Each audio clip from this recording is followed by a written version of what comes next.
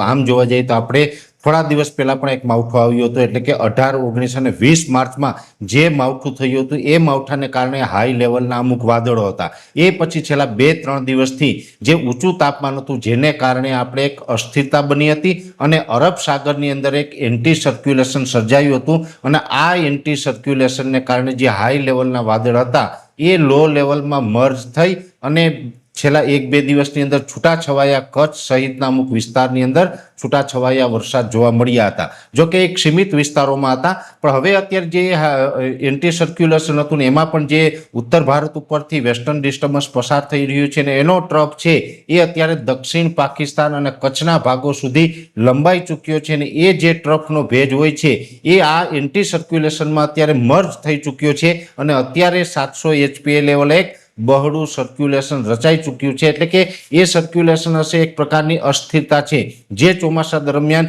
વરસાદી સિસ્ટમના ભાગરૂપે જે સર્ક્યુલેશન રચાતું હોય એ પ્રકારનું નથી, પણ એક પ્રકારની અસ્થિરતા છે અને આ અસ્થિરતા છે એવા આવતીકાલે 28 માર્ચ છે, આવતીકાલથી રાજ્યના છૂટાછવાયા વિસ્તારોમાં વરસાદના રૂપમાં અસર કરવાનું ચાલુ કરી દેશે. જેમાં આપણે ઘણા સમયથી તમને વખતોવખતથી જે માહિતી આપી રહ્યા છીએ એ મુજબ કે સૌરાષ્ટ્ર, કચ્છ અને ઉત્તર ગુજરાતમાંની તીવ્રતા થોડીક વધારે જોવા મળશે. સૌરાષ્ટ્રમાં પણ પશ્ચિમ સૌરાષ્ટ્ર, દ્વારકા, જામનગર, પોરબંદર એ સાથે રાજકોટ, મોરબી જેવા વિસ્તારોની અંદર આની જે શક્યતા છે એ વધારે છે. કચ્છ જિલ્લામાં પણ સાર્વત્રિક લગભગ ઘણા બધા વિસ્તારોની અંદર આની અસર થશે અને ઉત્તર ગુજરાતના તમામ જિલ્લાઓ એટલે આટલા વિસ્તારોની અંદર વધુ અસર થવાની છે, બીજા વિસ્તારમાં ઓછી અસર થવાની છે. અને મહત્વનું એ છે કે અત્યારે આમ જોવા જઈએ તો શિયાળુ પાક છે એ લગભગ આપણે મોટા ભાગે હવે એનું હાર્વેસ્ટિંગ થઈ ચૂક્યું છે. હવે કદાચ 1-2 સેન્ટરની અંદર કદાચ હાર્વેસ્ટિંગ બાકી હોય તો એ અપવાદરૂપ રહેશે.